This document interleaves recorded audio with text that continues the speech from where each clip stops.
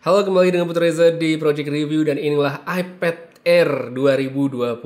Baru aja bisa dibeli di Indonesia dengan harga yang saya dapatkan 11 jutaan dan buat yang minat bisa cek link yang ada pada kolom deskripsi di bawah.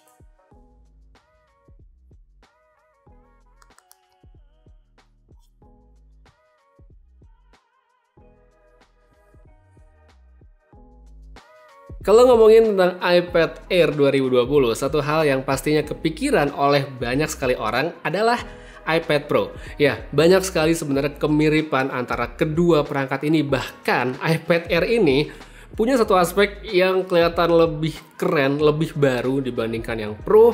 Padahal yang Pro itu levelnya satu tingkat di atas, jadi harusnya kan lebih bagus.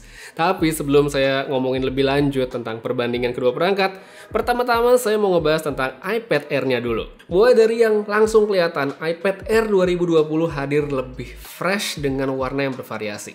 Seperti yang saya pegang sekarang, ini adalah green alias hijau yang tidak akan kita temukan di versi Pro-nya. Sebagai alternatif ada juga yang warna pink sama biru. Dari segi desain, iPad Air 2020 punya banyak sekali kemiripan dengan iPad Pro, yaitu baik yang versi 2018 maupun 2020. Garis desainnya familiar, portnya pun sama, ada USB-C, konektornya pun ada di posisi yang sama, begitu pula dengan tombol-tombolnya. Yang sedikit beda, palingan adalah bagian tombol powernya yang tampak lebih besar karena sekarang berfungsi sebagai Touch ID juga. Untuk kesan pertama, responnya cepat dan akurat, khas sensor sidik jarinya Apple. Tapi apakah saya bakal lebih nyaman dengan yang ini dibanding Face ID? Kayaknya perlu saya coba lebih lanjut lagi, jadi ntar aja di video reviewnya. Kemudian dari soal ukuran, kalau di keterangan websitenya Apple, iPad Air 2020 memang mirip sekali. Sekali lagi dengan iPad Pro 2020 dan hanya berbeda sedikit dari segi ketebalan. Tapi meskipun lebih tebal dari iPad Pro, bobotnya masih lebih ringan sehingga sesuai dengan lini produknya yaitu Air yang memang mengedepankan perangkat yang ringan. Dengan adanya kemiripan-kemiripan tadi, sebenarnya ada keuntungan tersendiri buat iPad Air terbaru. Ya, selain tampilannya yang lebih premium kayak iPad Pro, tapi iPad Air ini bisa dihubungkan dengan Magic Keyboardnya Apple yang baru dan mahal, tapi ternyata enak sekali. Tinggal ditempel seperti sekarang dan udah bisa dipakai. Jadi buat yang mau keluar uang lebih dengan beli Magic Keyboard, ini bisa banget dipasangkan ke iPad Air. Tapi buat yang nggak mau untuk bayar terlalu mahal untuk sebuah case atau keyboard, tenang aja karena kamu bisa menggunakan iPad Air terbaru ini dengan case atau keyboard yang diperuntukkan buat iPad Pro 2018. Seperti di sini, saya ada keyboard folio buat iPad Pro 2018 saya yang lalu dan bisa lihat fitnya oke banget, mantep banget, bisa langsung dipakai dan untuk potongan kameranya pun pas banget karena cuma satu. Beda dengan kalau dipasangin di Magic Keyboard yang kotaknya kelihatan gede dan mubazir, banyak banget tempat kosongnya, nggak kayak dipasangin dengan iPad Pro 2020. Sekarang kita masuk ke soal spesifikasi. Ini bisa dibilang bagian yang paling menarik dari iPad Air terbaru. Chipsetnya A14 alias yang terbaru dan harusnya terkencang dari Apple. Sehingga banyak sekali orang yang akhirnya berasumsi dan bilang kalau iPad Air 2020 adalah iPad Pro killer. Bisa ya, bisa enggak, yang jelas ini adalah poin yang penting sekali untuk jadi bahasan sendiri di video review nanti.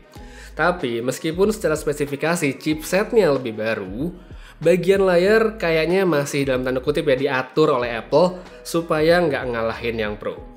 Salah satu yang signifikan adalah tentang refresh rate, yaitu tidak ada promotion alias 120 Hz. Masih 60 Hz saja, jadi memang tidak sesmooth, tidak sehalus yang versi Pro. Tapi apakah ngaruh banget?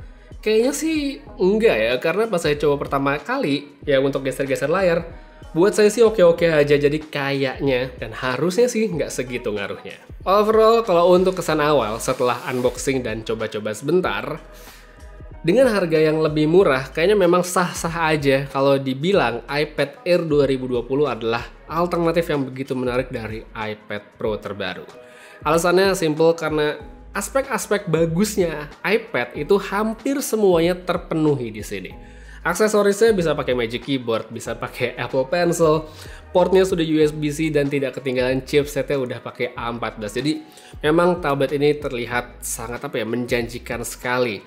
Tapi apakah memang iPad Air 2020 cocok disebut sebagai iPad Pro Killer? Yang ini kayaknya perlu saya uji lebih lanjut lagi, jadi nanti akan saya bahas di video reviewnya aja. Jadi supaya kamu nggak ketinggalan, jangan lupa untuk subscribe supaya nggak ketinggalan video reviewnya, dan ya aktifin notifikasinya. Terus buat kamu yang mungkin udah nggak sabar banget sama iPad Air dan pengen beli, linknya seperti yang tadi saya bilang di awal video ada pada kolom deskripsi di bawah. Dan buat yang punya pertanyaan, mungkin mau ada aspek detail, ada hal-hal tertentu yang ingin kamu ketahui tentang iPad Air 2020, tulisin aja pada kolom komentar di bawah, dan kalau cocok nanti bakal saya bahas juga di video reviewnya. Untuk sekarang kayaknya segitu aja dulu untuk impresi awal yang singkat tentang iPad Air 2020. Terima kasih banyak udah nonton sampai habis. Putri Reza pamit, jaga kesehatan selalu, dan seperti biasa, have a nice day.